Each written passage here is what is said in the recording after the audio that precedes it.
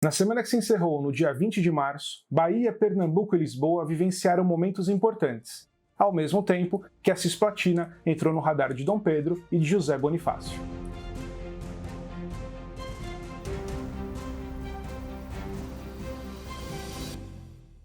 Meu nome é Alfredo de Oliveira Júnior, professor de História, e este canal está acompanhando os principais eventos que levaram à independência do Brasil, semana a semana, em tempo real, 200 anos depois. Na semana passada, as cortes buscaram uma solução política para a questão do Brasil, ao mesmo tempo que autoridades portuguesas já trabalhavam com a possibilidade de uma ação militar. No início dessa semana, em 14 de março, Dom Pedro escreveu uma carta a seu pai informando que Montevidéu se quis voluntariamente unir ao Brasil, de quem já se conta parte componente deste vasto reino. Voltando um pouco na nossa cronologia, em 1816, Dom João VI enviou a Divisão dos Voluntários Reais, chefiada pelo general Carlos Frederico Lecor, para a região da Cisplatina, ocupando Montevidéu em 1817.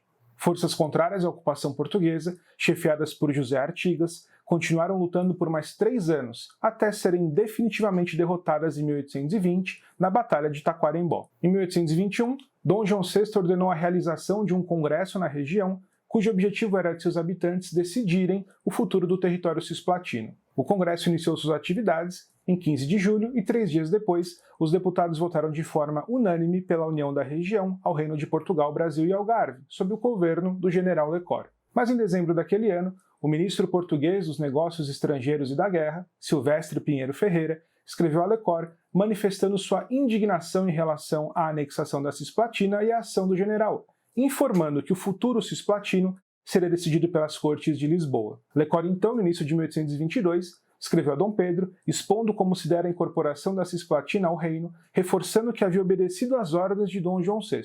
Na mesma mensagem, ele também comentava sobre a importância da manutenção do Estado cisplatino, além de pedir que Dom Pedro aceitasse os desejos dos orientais de unirem-se ao Brasil. Foi ainda naquele início de ano que Lucas José Obis foi eleito representante da Cisplatina nas cortes, partindo em viagem para Lisboa com as seguintes ordens: vá representar nas cortes a província de Montevidéu e saiba o que querem lá dispor dela. Mas, em primeiro lugar, vá ao Rio e faça tudo o que o príncipe regente do Reino do Brasil, de quem esta província é parte componente, lhe mandar. Se o mandar ficar, fique. Se continuar, execute. Obis chegou ao Rio de Janeiro em fins de fevereiro ou começo de março. Na carta de 14 de março, Dom Pedro explica ao pai que pediu que Lucas José Obis ficasse no Rio como membro do Conselho de Procuradores, por ele me dizer que antes queria os remédios do Rio do que de 2.000 léguas, e era a razão de se terem separado de Espanha. Ao pedir que o representante da Cisplatina ficasse no Rio como membro do Conselho de Procuradores das províncias, Dom Pedro reconhecia a região como parte integrante do Reino do Brasil, acatando o pedido de Lecor, e mais uma vez se colocava contra as cortes. A Cisplatina era importante no projeto de Dom Pedro e José Bonifácio por diferentes motivos. Primeiro, porque a perda daquele território colocava em risco o contato do Rio de Janeiro com o Mato Grosso, que era feito por meio da Bacia do Prata.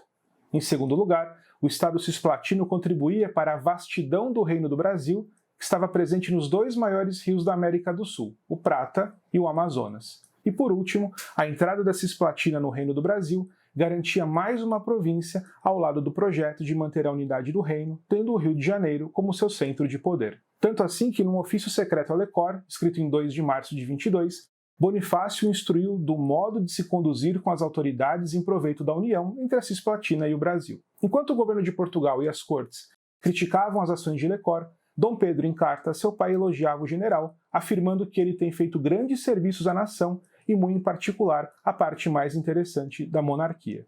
Já em Pernambuco, no dia 18 de março de 22, a Junta de Governo da província, chefiada por Gervásio Pires Ferreira, escreveu um ofício a Dom Pedro.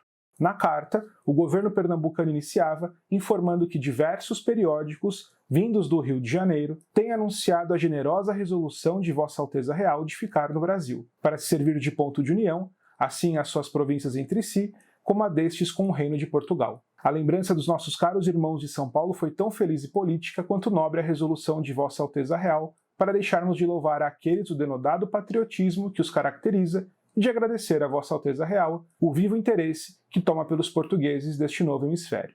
Na sequência, o governo pernambucano criticava os decretos das cortes, que pelas suas peculiaridades e exóticas disposições tirou dos governos provinciais toda a força e energia, privando-os de atribuições que lhes eram naturalmente devidas e criando com essas atribuições outros governos na mesma província, um governo das armas, uma junta da fazenda, um comandante da marinha, uma administração da justiça, chefes nomeados pelo governo executivo independentes do governo provincial. Era o divide et impera para paralisar a marcha do governo provincial, com que se procurava iludir a inocente credulidade dos povos. Essas ações das cortes correspondiam aos seus intentos de dominação absoluta e dependência colonial do Brasil, sem se lembrarem da categoria de reino a que este já tinha sido elevado e a que estava acostumado. Sem se lembrarem, tornamos a repetir que os brasileiros, conquanto tenham por muitos anos gemido em silêncio debaixo de ferros de despotismo, não tinham nascido para escravos, e menos para suportarem de bom grado a renovação do antigo cativeiro. O governo pernambucano agradecia aos caros irmãos do Sul a lembrança que trouxe o grande bem da presença de Dom Pedro, prometendo escrever às cortes para relatar os inconvenientes que a prática tem descoberto na execução de tão monstruoso sistema de governo. Pelo ofício, percebe-se que a crítica às decisões das cortes e o apoio à permanência de Dom Pedro no Brasil passavam muito pela questão de quanto poder as juntas de governo das províncias teriam nesse novo arranjo político português. Mais uma vez, o que movia Gervásio era a questão da autonomia provincial. Foi nesse mesmo 18 de março que, lá em Lisboa, foi apresentado às cortes o relatório da comissão especial criada na semana passada para tratar dos negócios do Brasil. No parecer, a comissão enumerava uma série de medidas que caracterizavam um verdadeiro recuo diante das posições já aprovadas. Os pontos principais eram os seguintes: que o príncipe ficasse no Rio de Janeiro até a finalização da Organização Geral do Brasil, que se fizesse executar a extinção dos tribunais, que se subordinasse o comandante da Força Armada em cada província às juntas provinciais, que se discutisse e se remetesse ao Brasil o projeto de relações comerciais, que se especificassem os laços da fazenda que unificariam os dois reinos, e que se concedesse àquele reino 1 ou 2 centros de delegação do Poder Executivo. Enquanto aquela semana foi decisiva para o futuro da Cisplatina, reforçou as convicções da Junta de Governo de Pernambuco e foi palco de um aparente recuo dos deputados portugueses nas cortes, na Bahia, ela foi indicativa do que viria a seguir. No dia 17 de março, o governador das Armas, Madeira de Mello, enviou outra mensagem a Dom João VI. Na mensagem, após comentar os eventos ocorridos na cidade de Salvador devido à sua nomeação, ele afirmava que precisava de mais soldados. Dentro da cidade de Salvador, são de absoluta necessidade 3 batalhões, uma brigada de artilharia e 2 esquadrões de cavalaria. Porém, esta força não pode sair daqui e, para sustentar o recôncavo ou outra parte da província, são de extrema necessidade outras tropas. Sabendo que tudo isso custaria muito caro, ele direcionava um pedido a Dom João VI.